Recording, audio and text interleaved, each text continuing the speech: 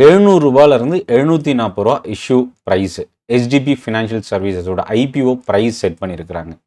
அப்போ அப்ளை பண்ணுறதுக்கு cut off price அப்படின்னா அது மேக்ஸிமம் ப்ரைஸ் அப்படின்னு நம்ம கோட் பண்ணும்போது ₹740 நம்ம கட் ஆஃப் ப்ரைஸ் கோட் பண்ண முடியும் அதிகபட்சம். பட் ஆனால் ரேஞ்ச் வந்து இந்த 700 to 740 நம்ம அப்ளை பண்ணலாம்.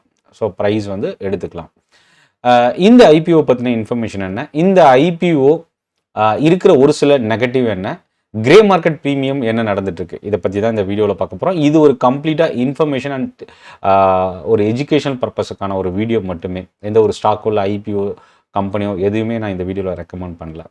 ஸோ முதல் விஷயம் என்னன்னா, 12,500 கோடி ரூபாய்க்கான இந்த IPO சைஸ் இந்த 2025 ஒரு பிக்கெஸ்ட் IPO இப்போ வரைக்கும் வந்ததில் இதில் 2,500 கோடி ரூபா ஃப்ரெஷ் இஷ்யூவாக கொடுக்குறாங்க.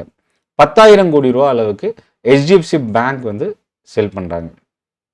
ஸோ இதில் வந்து பார்த்தீங்கன்னா ஃபேஸ் வேல்யூ 10 ரூபா ஒரு ஷேருக்கு, 700 to 740 ப்ரைஸ் பேண்டு. ஸோ இப்போது இதில் வந்து ஜூன் 25 ஜூன் 27 இந்த 3 நாள் வந்து இந்த இஷ்யூ வந்து லைவில் இருக்கும். ஸோ 25 ஸ்டார்ட் ஆகி 27 முடியுது. இப்போ ஓனர்ஷிப் HDB ஃபினான்ஷியல் சர்வீசஸோட ஓனர்ஷிப் என்ன? ஃபர்ஸ்ட் இந்த கம்பெனி ஒரு NBFCனா இது நார்மல் NBFC கிடையாது, அப்பர் லேயர் NBFCன்னு சொல்லலாம். RBIயில் ரெஜிஸ்டர் பண்ணியிருக்கிற RBIயோட பாலிசியில் அப்பர் லேயர் NBFCனா நான் டெபாசிட் டேக்கிங் NBFC. 2007 ஆரம்பித்த இந்த கம்பெனி இவங்களோட பிஸ்னஸ் என்ன? Personal loan, business loan, gold loan, vehicle loan, loan against properties, securities. So இந்த group of types of loans வந்து இவங்களோட மேஜர் பிஸ்னஸாக இவங்க யூஸ் பண்ணுறாங்க. Promoter holding 94.32% HDFC bank major share holder.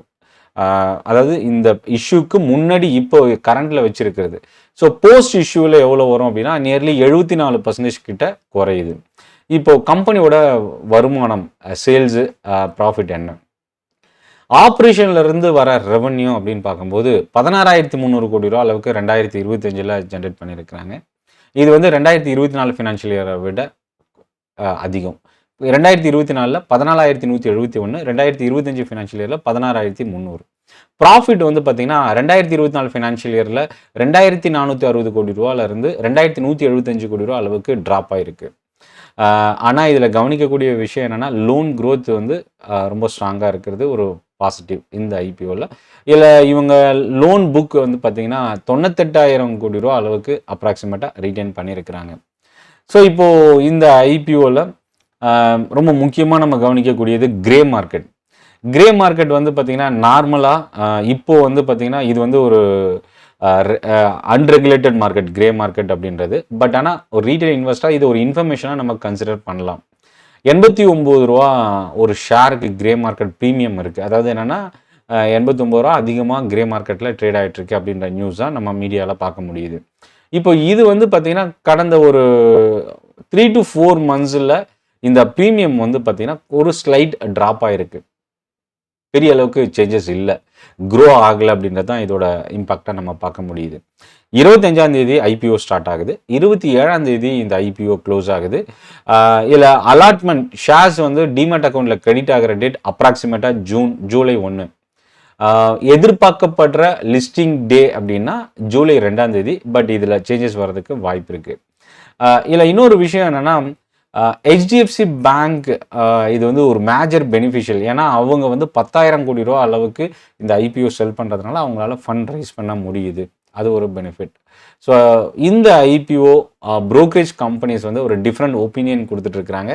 இந்த IPO இஷ்யூ பண்ணலாமா, வாங்கலாமா, வேண்டாமான்னு. ஸோ அதனால் உங்களோட புரோக்கர், நீங்கள் டிமேட் அக்கௌண்ட் வச்சுருக்கிற புரோக்கர் இல்லை ஓவரால் புரோக்கரோட சஜஷன்ஸ் என்ன, இதெல்லாம் நீங்கள் பார்த்துட்டு இந்த IPOவில் இன்வெஸ்ட் பண்ணலாமா வேண்டாமான்றதை நீங்கள் ஓனாக டிசைட் பண்ணுங்கள். இல்லை இன்னொரு விஷயம் நம்ம கவனிக்க வேண்டியது அன்லிஸ்டட் மார்க்கெட். எல்லாருக்குமே இருக்கிற பெரிய எதிர்பார்ப்பு என்னென்னா IPO ஸ்டாக் வர்றதுக்கு முன்னாடி அன்லிஸ்டடில் வாங்கிட முடியுமா, அது மூலயமா லிஸ்ட் ஆகும்போது மோர் தென் 100%, 50% லிஸ்டிங்கில் வரும்போது அது நமக்கு பெனிஃபிஷியல் இருக்குமா அப்படின்றது. லாஸ்ட் ஒரு 1 to 3 months முன்னாடி இந்த ஸ்டாக் அன்லிஸ்டடில் பார்த்தீங்கன்னா அரௌண்ட் 1,300 ரூபா கிட்ட ட்ரேட் ஆகிட்டு இருந்தது. மேபி என்னோட ஃப்ரெண்ட் ஒருத்தர் சொல்கிறத வச்சு நான் டீட்டெயில் உங்ககிட்ட ஷேர் பண்ணுறேன்.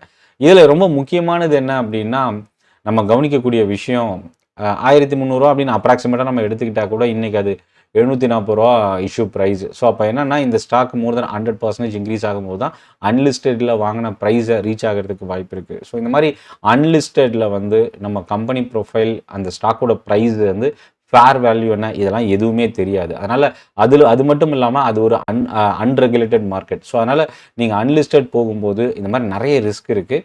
ஸோ விஷயம் தெரியாமல் அதோட இன்ஃபர்மேஷன் தெரியாமல் கம்பெனி அனலைஸ் பண்ணாமல் நீங்கள் அன்லிஸ்டட் மார்க்கெட்டுக்குள்ளே என்ட்ரு ஆகிறது ரிஸ்க் அதிகமாகிறதுக்கு சான்சஸ் இருக்குது. இந்த செஷன் யூஸ்ஃபுல்லாக இருக்கும்னு நினைக்கிறேன். தமிழில் ஸ்டாக் மார்க்கெட்டை லேர்ன் பண்ணுறதுக்கான ஒரு best YouTube channel Chennai trading academy. Learn பண்ணணும் அப்படின்னா நீங்கள் யூடியூப் சேனலை சப்ஸ்கிரைப் பண்ணி பெல் ஐக்கானை கிளிக் பண்ணிக்கங்க. மேபி இது உங்களுக்கு யூஸ்ஃபுல்லாக இருந்ததுன்னு நினச்சிங்கன்னா உங்கள் ஃப்ரெண்ட்ஸுக்கும் இந்த வீடியோவை ஷேர் பண்ணுங்கள். நன்றி, வணக்கம்.